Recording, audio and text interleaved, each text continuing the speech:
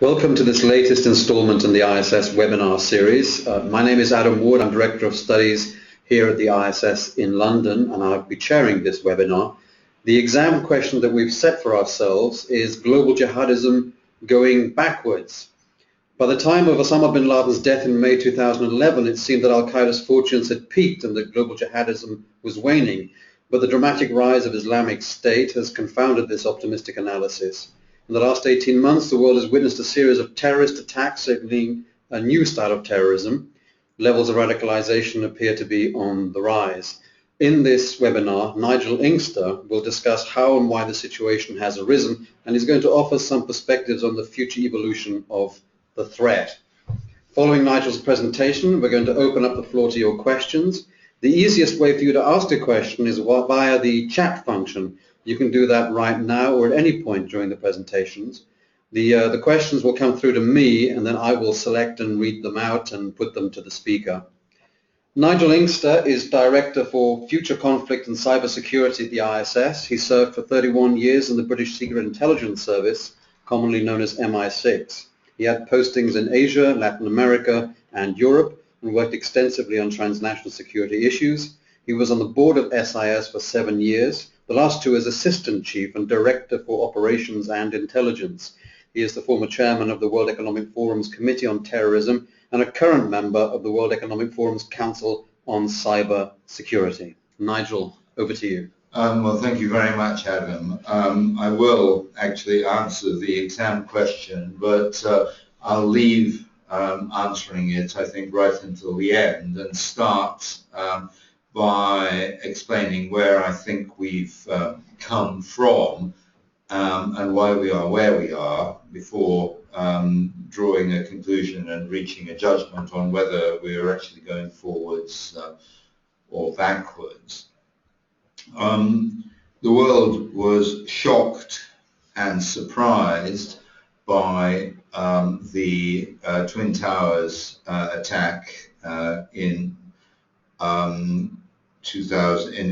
September 2001, but those of us who had been monitoring the evolution of Al-Qaeda, the organization created by Osama bin Laden, even as the anti-Soviet jihad in Afghanistan was drawing to an end, were in some respects less surprised because we had had earlier indications, harbingers, if you like, of what we might expect, particularly in the form of the East African bombings, which were a kind of quintessentially transnational phenomenon.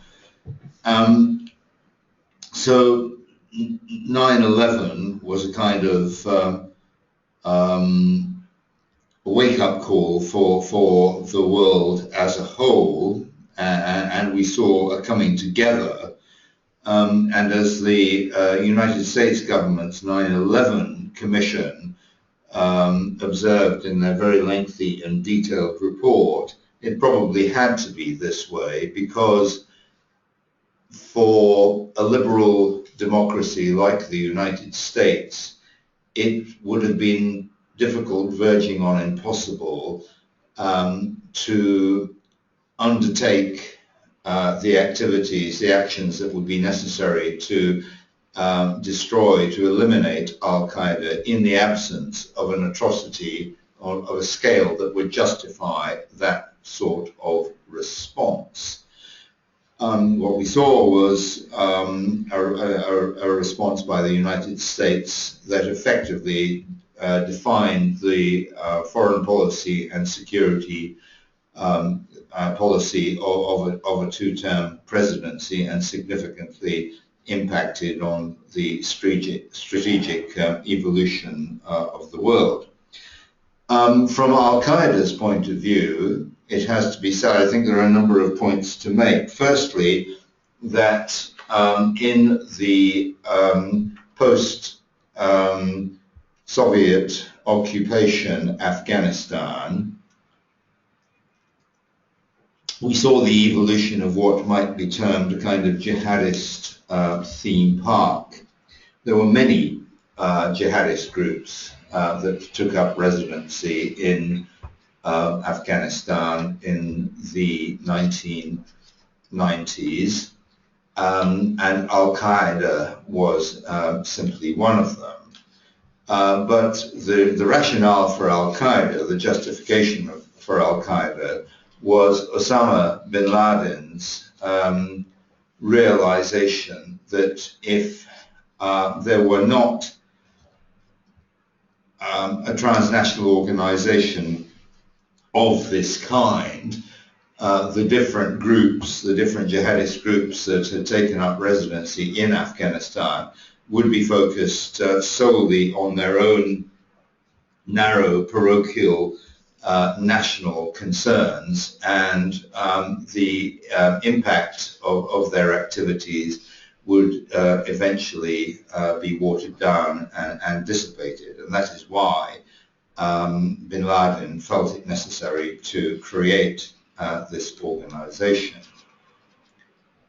Initially, of course, bin Laden was not in Afghanistan. He went back to Saudi Arabia. He tried to interest his own government in providing a shock force to deal with Saddam Hussein, an offer that was rejected. He then moved to Sudan, and it was only really, I think, in 1996 that he actually went under that he was effectively ejected from Sudan and moved to Afghanistan, where the Taliban had just taken over and actually viewed bin Laden with quite a lot of suspicion.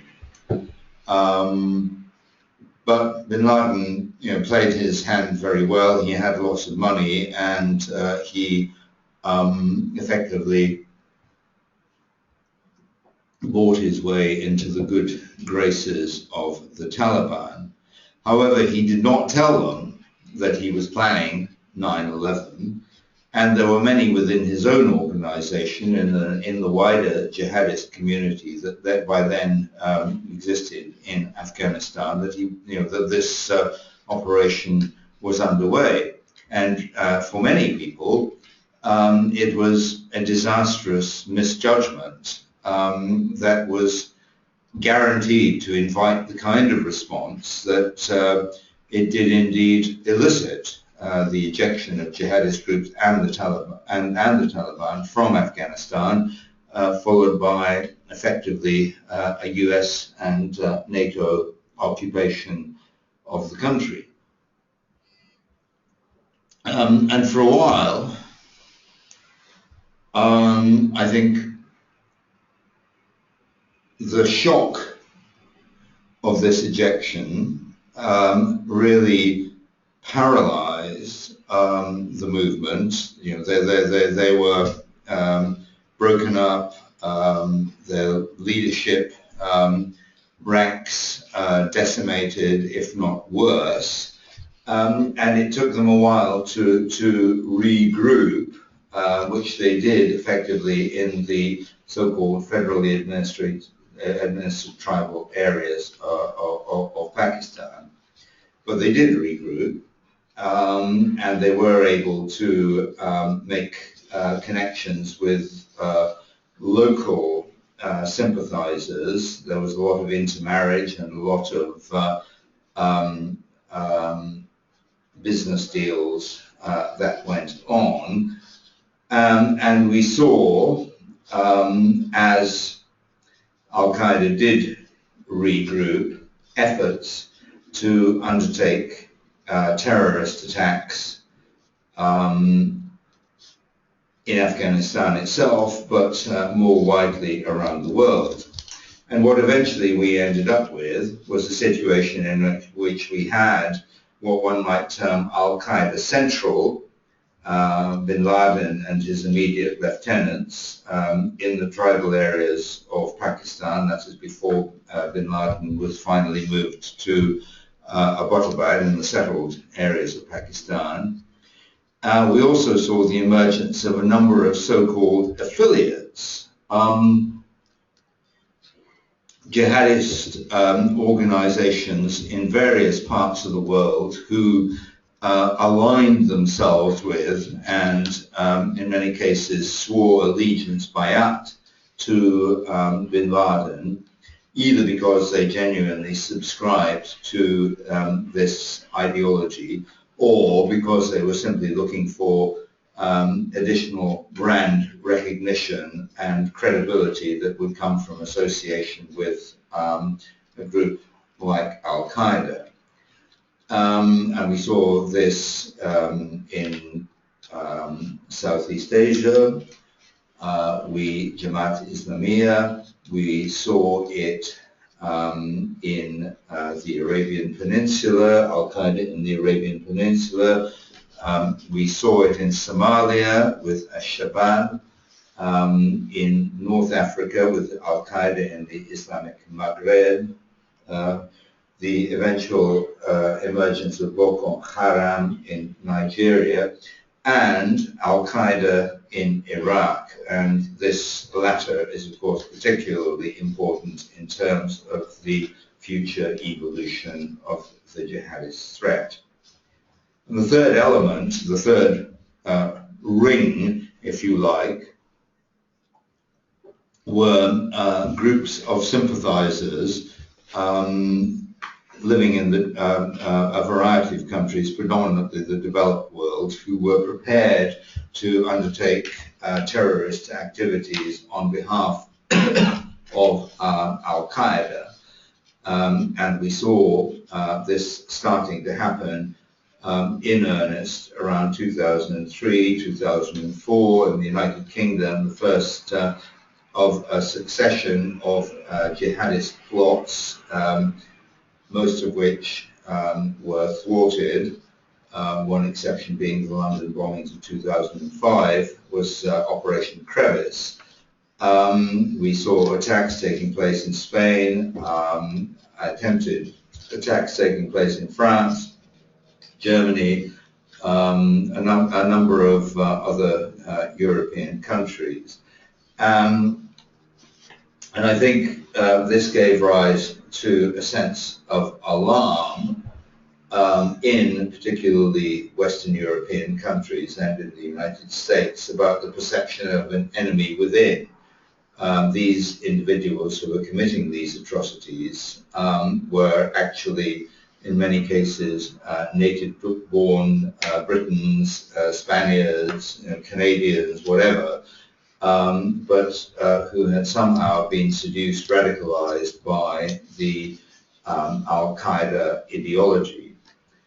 What we saw in these countries were plots that sought to replicate the effect of 9/11, large-scale bombing attacks that were directed by Al-Qaeda leadership in the tribal areas of Pakistan.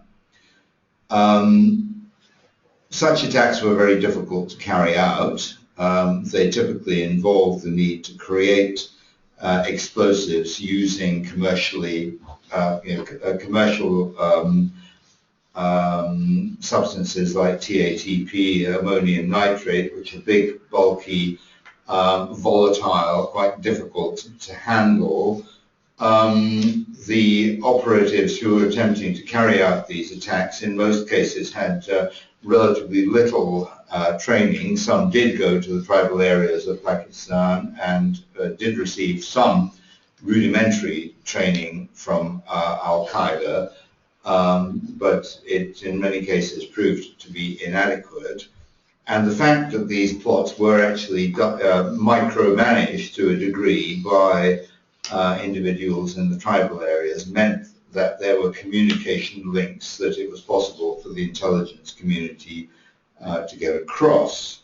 Another factor is that, to put it bluntly, many of the individuals involved in these activities were not the sharpest knives in the drawer. And if you look at Operation Crevice, the one that I just referred to, the starting point for that investigation was an email sent by the criminal mastermind attempting to undertake this operation, which began, can anyone remember how to make a bomb that we were taught about in Pakistan? It got worse, in fact, because the next move of this group was to purchase an enormous quantity, I think 600 kilograms of ammonium nitrate, which they stored in a storage facility, alleging that they were going to use this for an allotment that they had just acquired. Fortunately, the young lady in the storage facility realized that their cover story was not commensurate with an amount of ammonium nitrate that would have fertilized half of the county of Buckinghamshire and promptly informed the police. I mean, in short, this particular group made the Lavender Hill mob look like the mafia, but they didn't need to be that smart. They just needed to be lucky once. On this occasion they weren't, but of course in 2005, in July, one of these groups was lucky and successfully detonated a series of bombs around London that killed 57 people, injured many more, and demonstrated the potential effect that these groups could have.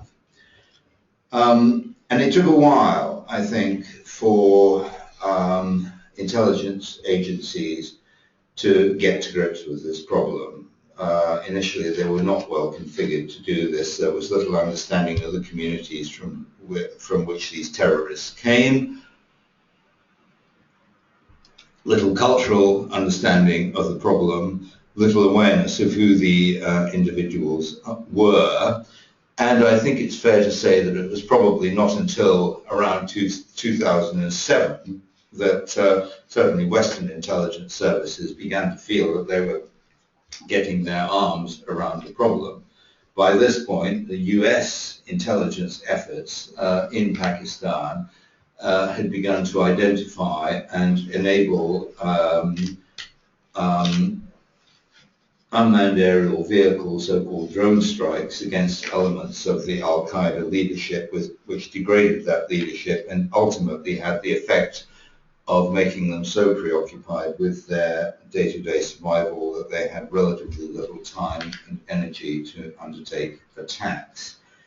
And now I'd like to turn to Al-Qaeda in Iraq, because this, of course, was the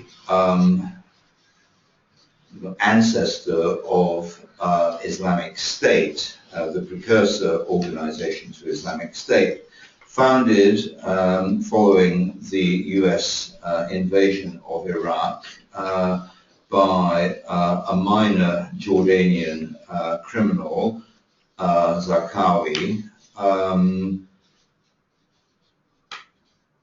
and characterized by a level of brutality that actually resulted in Al-Qaeda's leadership remonstrating with him in a series of letters that we eventually were able to see. And in particular, the Al-Qaeda leadership were remonstrating with Zarqawi over his focus on the killing of Shia.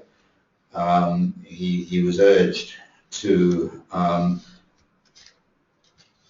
wind down this element of his activities and essentially be more responsive to direction from Al-Qaeda Central, which he essentially refused to do.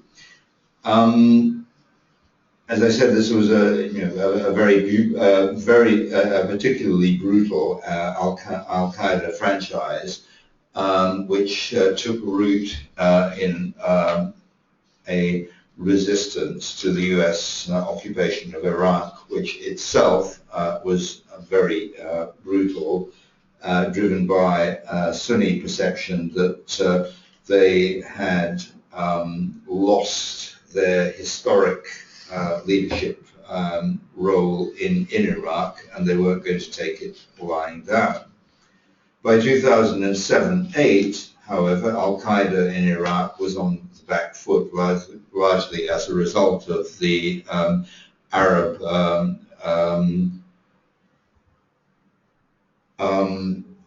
awakening, and the US Iraqi surge led by General David Petraeus, and which actually involved a lot of the Sunni tribes taking up arms against Al-Qaeda in Iraq in protest against its brutality and excessive puritanical approach. And Al-Qaeda in Iraq was for a while reduced to a relatively small rump organization.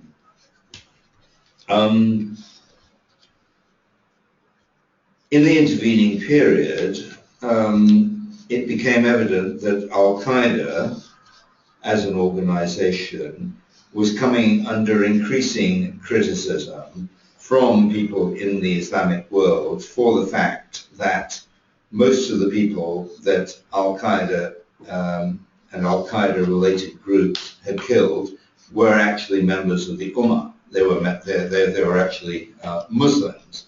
And this was something about which Al-Qaeda became quite defensive and led to efforts to publicize justifications for what it was doing, why it was doing it.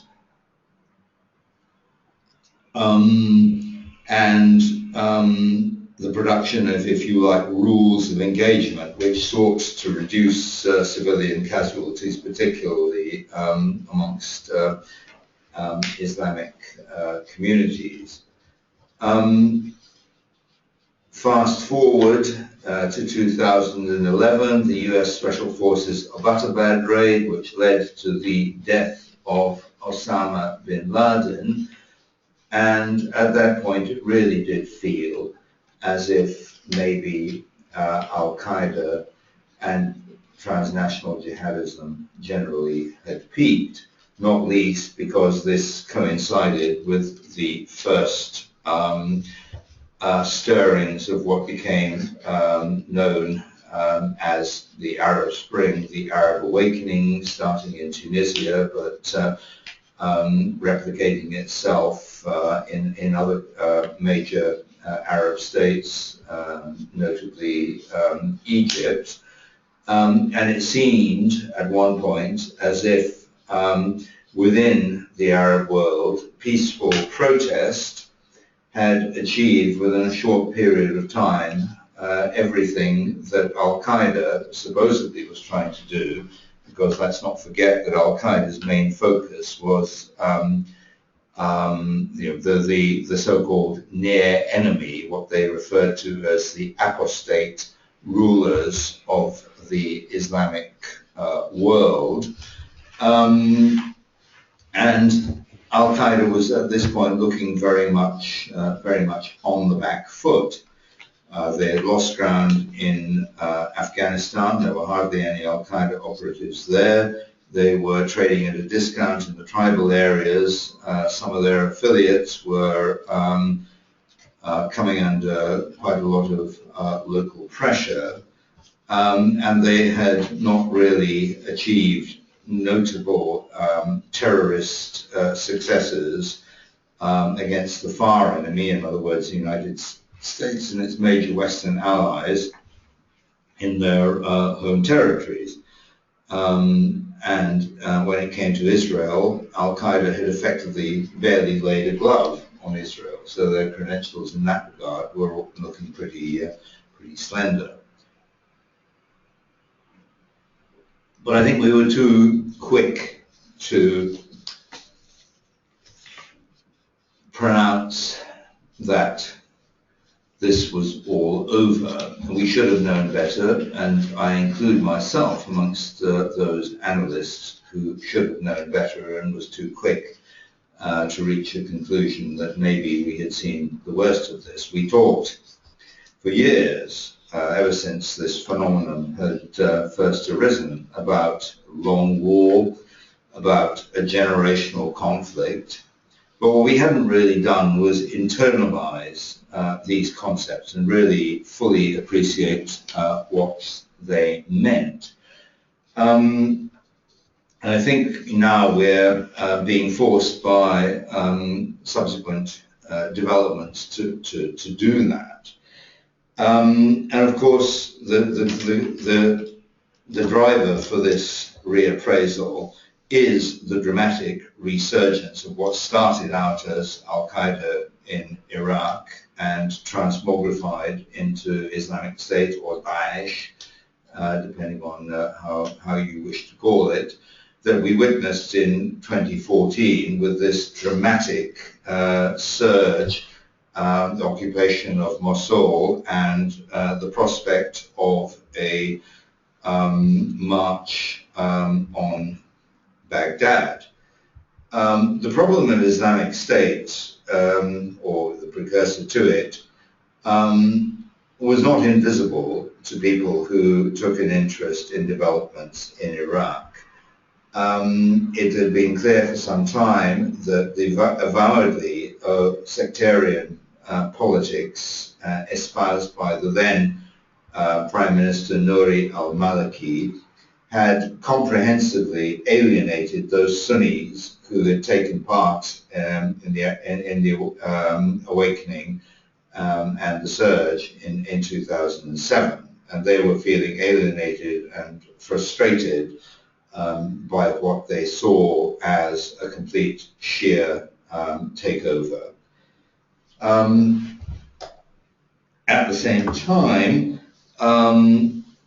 the organization that became Islamic State had gradually begun to reconstitute itself in the Sunni heartland of Iraq, and had begun to take over some of the urban areas through a process of extortion, terror, and criminality. And we knew all of this. We knew that all of these things were happening. We knew that Islamic State was growing, becoming more visible and more violent. But of course, the idea was that at the end of the day, the Iraqi army would be trained and equipped to deal with this problem.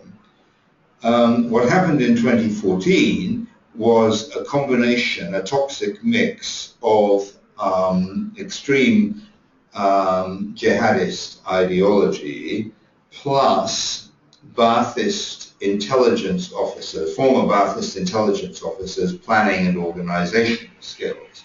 It was Ba'athist intelligence officers predominantly from Air Force intelligence who actually planned the moves that led to the occupation of cities in the Sunni heartland and the progression towards Baghdad.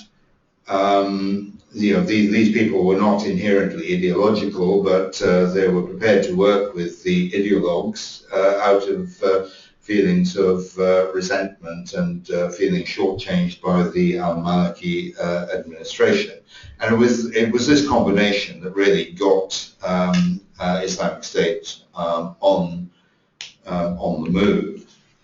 And as the organization took territory, we saw the kind of practical implementation of a series of policies that had been recommended in a book that had been written more than a decade earlier, probably by a Syrian jihadist theoretician called Abu Bakr Naji, called The Management of Savagery. And the essential thesis of this book was that for the jihad to prevail, it was necessary to create a complete and utter breakdown of old society, to comprehensively terrorize the population so that when the jihadists came along and established an administration, the populace would be willing to accept almost anything in order to have some restoration of peace and order. And that is essentially what we have seen. The brutality that has attended the progress of Islamic State, the takeover and efforts to administer territory, is a very, very deliberate and calculated maneuver, which is designed to have exactly the objectives that Abu Bakr Naji set out in his book.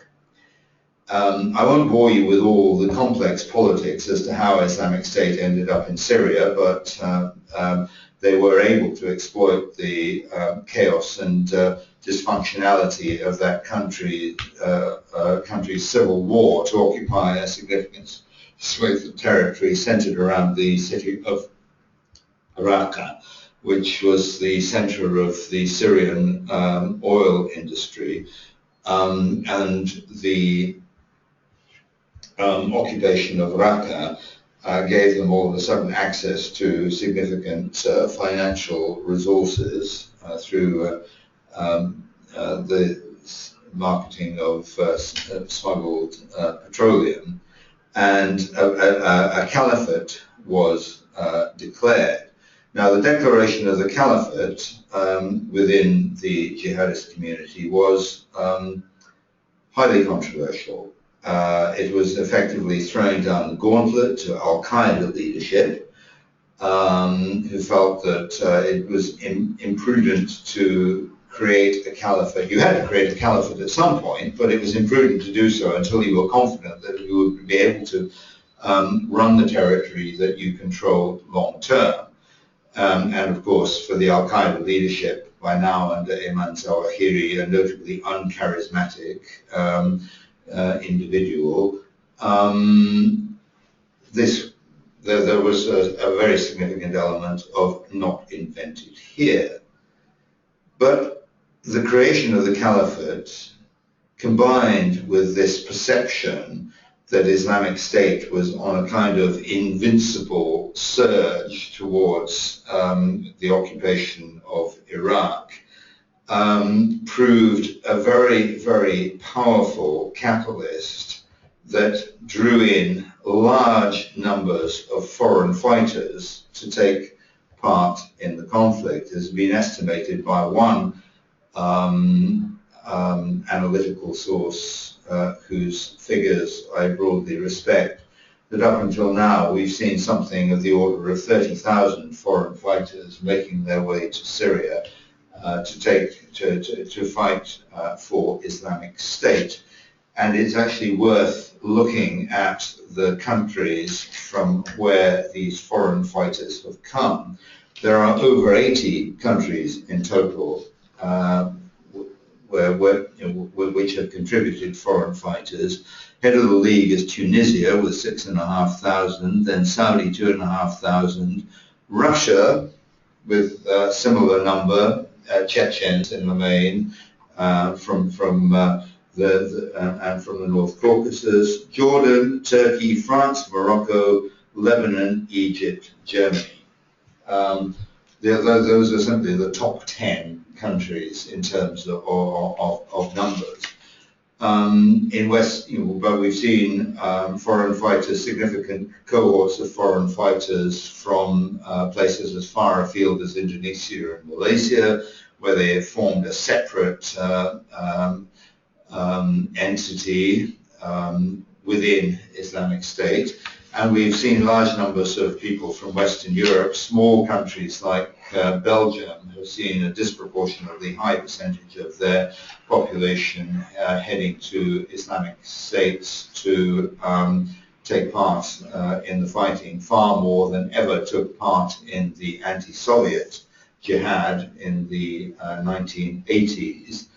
And this is, of course, before we talk about all those individuals who tried to get into Syria but were frustrated by the vigilance of the authorities of their own countries or of Turkey. So we had this problem of a large number of people going to fight in Syria. Many of them, of course, were effectively treated as cannon fodder, and whether they knew it or not, were on a one-way ticket. Many of them found themselves volunteering or being volunteered for suicide missions, also on a one-way ticket. But it's been estimated that of those who have gone to Syria to fight, some 20 to 30% have returned to their countries of origin. And in many cases, the individuals concerned are actually trained, battle-hardened, ideologically fortified and willing to undertake activities for Islamic State, and this is a major problem.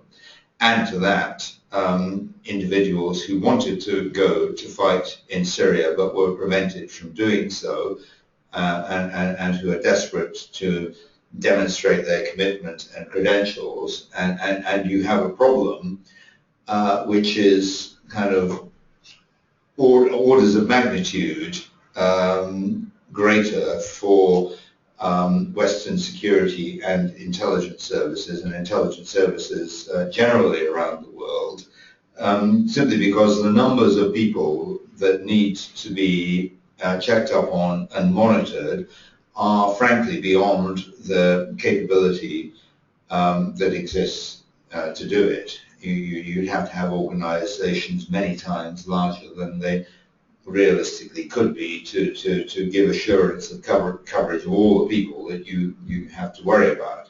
And of course, you then have to factor in the levels of global mobility that exist now. And a further complicating factor is the availability of a growing number of communications applications that are effectively beyond the reach of security and intelligence services. In one of the most noteworthy facets of the Paris attacks was the high degree of communication security that was observed during that operation. And I think it's worth having spending a few moments talking about that particular attack in Paris in November last year, because what we saw there was a worrying example of a multi-phase operation which had a number of components to it: a logistics component, a team that provided safe accommodation for the attackers,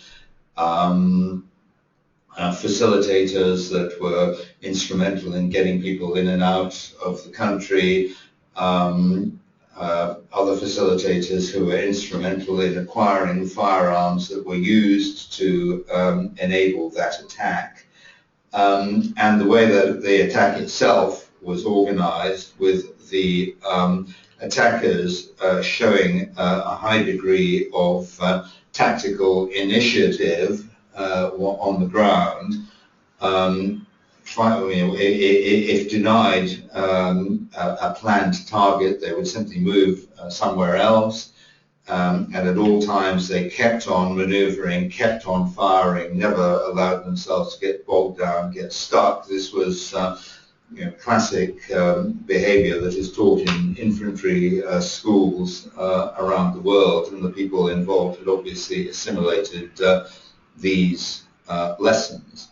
Attacks of this kind, so-called Fedayeen attacks, are really difficult to deal with, because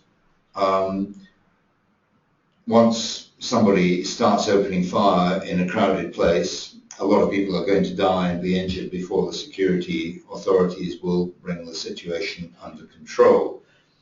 And I'm afraid that with Paris and subsequently what happened in Brussels, what we've seen is a kind of upping of the ante, a raising of the bar, which is going to lead to a kind of competitive outbidding between the different groups that are likely to undertake further attacks.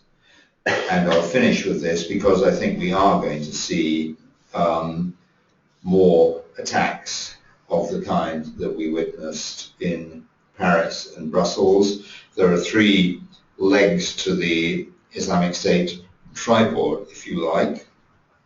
There is what's happening in Syria and Iraq. There is a next concentric circle of affiliated groups, rather like Al-Qaeda. A number of regional jihadist organizations have nailed their colors to the Islamic State mast, mainly for opportunistic reasons. And then we have these individuals and groups in the developed world and in countries like Indonesia and Malaysia that are willing to undertake activities on behalf of Islamic State. We're also seeing the problem of the virus spreading, particularly to Libya, which is another very worrying development. But essentially, I think we need to recognize that we are in for the long haul here. We really do need, finally, to internalize this message about the long war, a generational conflict, because that is what we are dealing with. At the moment, Islamic State is coming under a lot of pressure in Syria and Iraq. Numbers of people going to fight from outside are down from 2,000 a month to maybe 200 a month. Sources of revenue are declining. Territory is being lost. But I don't think that we're going to see a defeat of Islamic State anytime soon, because a group like this basically wins by not losing, by staying alive to fight another day. I'm confident it will. The ideology, the conceptions behind Islamic State are showing themselves to be in rude health and very attractive to certain small sections of Islamic communities. And I think what Islamic State has done has, so to speak, set the bar higher in terms of the violence and brutality that it is prepared to resort to. So are we worse off? Have we gone backwards? In a sense, I guess we have, but in a sense, I think we shouldn't really be as surprised as we probably are that is the case, because if we'd really thought about it, the signs were always there. Nigel, thanks very much indeed for a presentation that had a lot of sweep and provided a lot of perspective. You described a challenge that operates on many fronts and a situation in which our capacities are to deal with this challenge are increasing, but so is the resilience, the versatility of the groups concerned, and the challenge is morphing and metastasizing in many respects. We now move into some questions from the audience of listeners, and if you want to pose a question, we just had a big thunderclap in London, if anybody's heard that. If you want to pose a question, you can do that through the chat function that's in front of you. The first question is posed by Richard Bridge of BP, who asks Nigel if you could say a little bit more about who are the various affiliates in the concentric circle that you referenced. How effective are they, and where exactly are they distributed? Right. Okay. Well, affiliated groups that have declared allegiance to Islamic State include Boko Haram, who currently are under a lot of pressure from the Nigerian authorities. A group in the Sinai Peninsula, whose name I'm afraid temporarily escapes me, but have, as we know, conducted some quite major operations, including the downing of Russian passenger aircraft a few months ago. We have seen an Islamic State, some of the leaders of Jamaat Islamiyah in Indonesia have declared support for Islamic State. So too, you think who else? Yes, the Islamic State have also tried to establish a presence in what they call Khorasan, which is effectively Afghanistan. There they have met resistance because the leaders of the Taliban have instructed their followers to eliminate Islamic State by all possible means, quote unquote, Islamic State are not having an easy time of it. So I guess the areas of primary concern, and also of course we see in Tunisia, I should have mentioned Tunisia, the attacks on the beach resort that took place using operatives that had been trained in neighbouring Algeria and infiltrated into the country via Algeria. So we've got quite a lot of Islamic State support in parts of North Africa. Sinai is particularly concerning. And I think the extent to which Islamic State will continue to gather support will depend on perceptions of how successful it is actually being. The existence of Islamic State has caused, if you like, a schism within the global jihadist movement, it's basically Islamic State against Al-Qaeda, and Al-Qaeda is down, definitely trading at a discount, but not out. And some of Al-Qaeda's regional affiliates, notably Al-Qaeda in the Arabian Peninsula, are organizations of consequence that we cannot afford lightly to dismiss. So one additional worry is that we might actually in time see a resurgence of Al-Qaeda, even if Islamic State slips down the ratings. Thank you. We have a question from Carl Laderstedt, who asks about the question of financing for Islamic State and how in particular that aspect of its arsenal can be taken out. Yeah, well, a lot of effort has been put into this, and many of the resources that Islamic State had been able to rely on initially have been degraded, notably the oil factor. The Americans have just announced that in one operation they destroyed a huge quantity of Islamic State cash. We're now seeing that Islamic State is raising more and more revenue from effectively extorting the populations under its control, which suggests that they are under pressure in that regard. There's never been much reliance on external financing.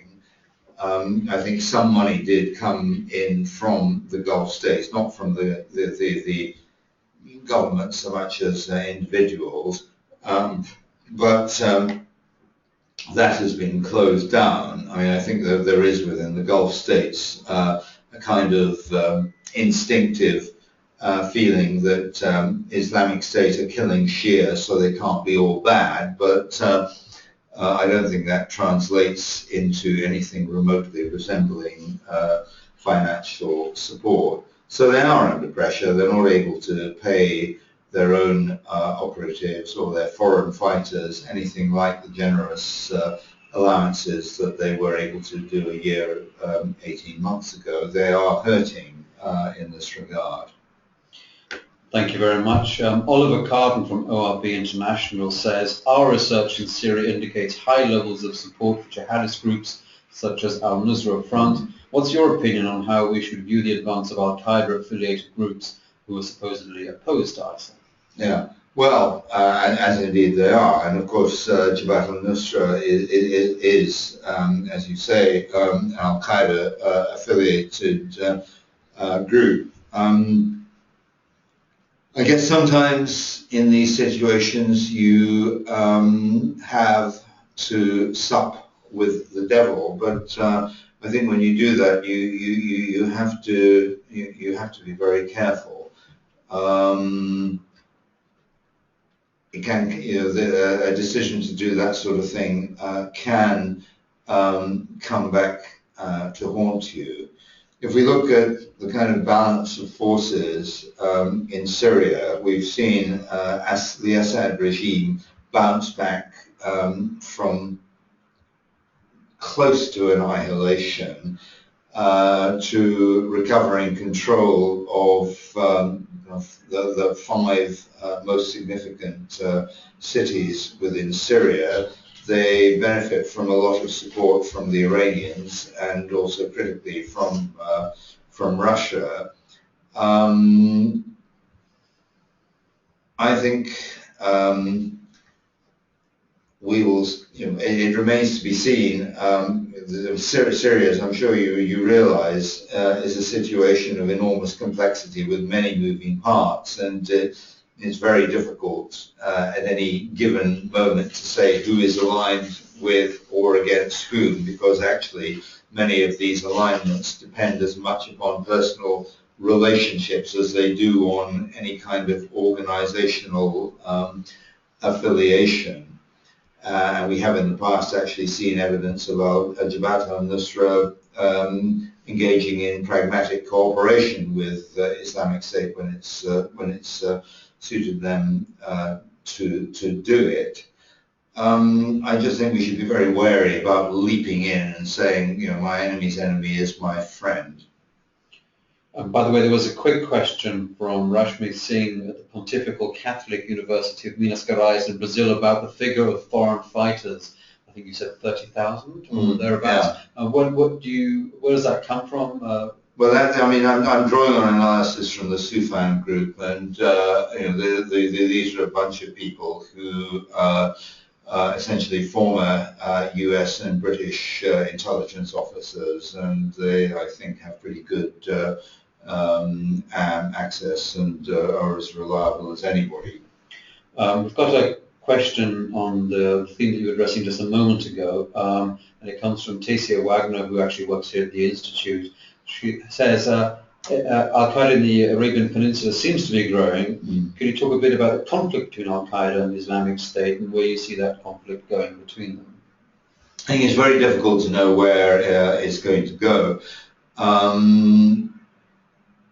I've got a feeling that Al-Qaeda leadership are probably, what's left of it in the tribal areas, maybe planning to, so to speak, wait out Islamic State in the expectation that their seemingly unstoppable advance has been stopped and to some degree reversed. And I think they're probably largely in a situation of watching and waiting. Of course, Al-Qaeda in the Arabian Peninsula is very much engaged in the conflict that is going on there, and the fact of that conflict, the fact of the Saudi engagement in that conflict is undoubtedly a crucial factor in rising levels of adherence to AQAP. And AQAP has been led by individuals with real charisma and real capacity for strategic thought and organization, and it is an organization that has the capacity and the will to undertake attacks against the West, as we saw a couple of years ago when the search of a plane at, I think, Stansted Airport eventually led to the discovery of some bombs disguised as printer cassettes.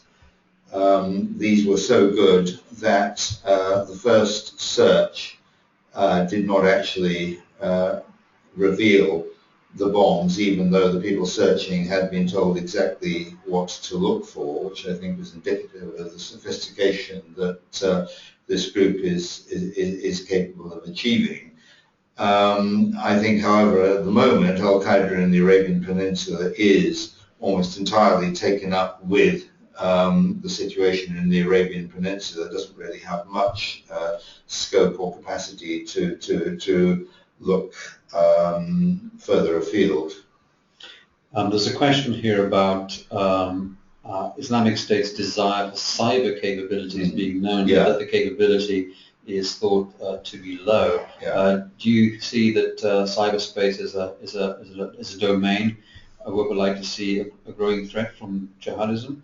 Yeah, and it's very interesting this, because so far we've not seen any jihadist groups show any real capability to undertake serious damage within the cyber domain.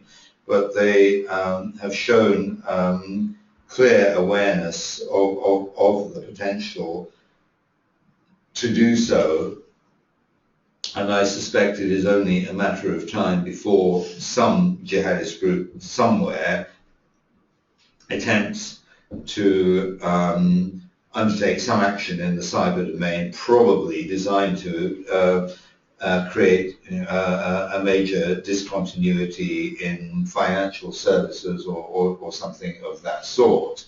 It's actually quite, you can create real world damage via actions initiated in the cyber domain, but it's actually a lot harder than many people assume, and you can only really hope to do that if you've got very good and detailed intelligence about the target you're going to attack. At the moment, what we've seen is jihadist groups using cyber domain for obvious purposes of communication with each other, radicalization, recruitment, proselytization. There is actually a kind of bragging contest going on at the moment within jihadist communities, to see who has been chucked off Twitter the most number of times. It's a badge of honor, to have been thrown off Twitter as many times as possible. We've seen Islamic State showing a very sophisticated awareness of how to use social media for purposes of recruitment and proselytization. But it hasn't thus far gone much further. Meanwhile, the Americans have announced, the US military have announced that they have begun to undertake offensive cyber operations against Islamic State in Syria and Iraq. The Deputy Secretary of Defense characterized these as cyber bombs, which is probably a rather infamous misnomer, because that's nothing like what they really are. Thanks very much. And that last question came from Roly Sword from SC Strategy, which is also where our next questioner is based, namely Alex Carlyle. And he asks, and this is perhaps the question in which we should wrap things up, given that we were so slow to realize the potential of Islamic State, are you confident now that we are better prepared for the future? Is cooperation internationally, especially between intelligence agencies, sufficient to meet such challenges? I think it's very difficult to say whether cooperation between intelligence services is ever really going to be sufficient for something like this. Well, we're talking about a situation in which probably no single agency, even the mighty CIA, can really hope to have the whole picture. I liken counterterrorism work to trying to complete a 2,000-piece jigsaw puzzle in poor light and with multiple distractions and with no idea what the final result is meant to look like.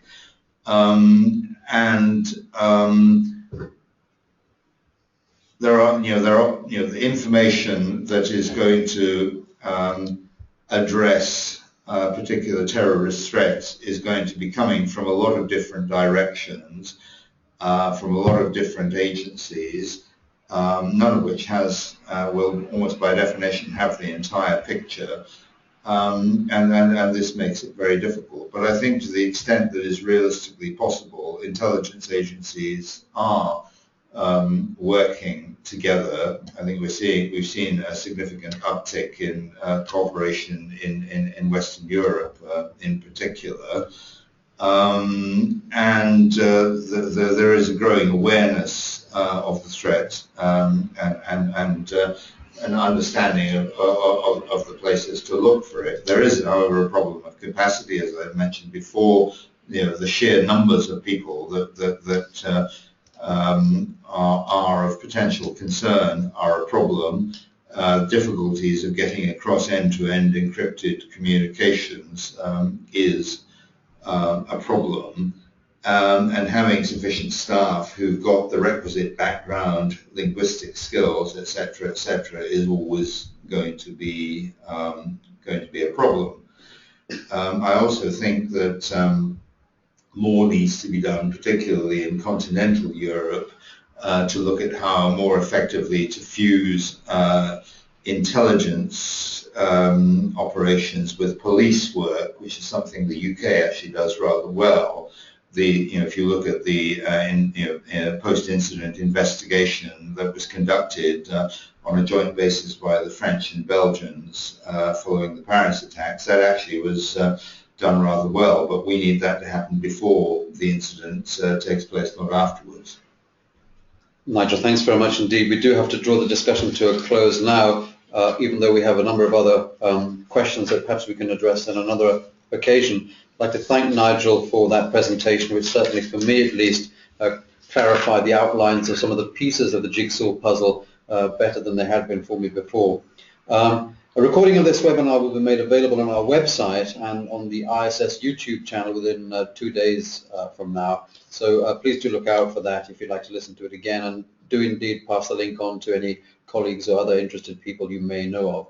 I hope you can join us soon again for another ISS webinar. Thank you and goodbye.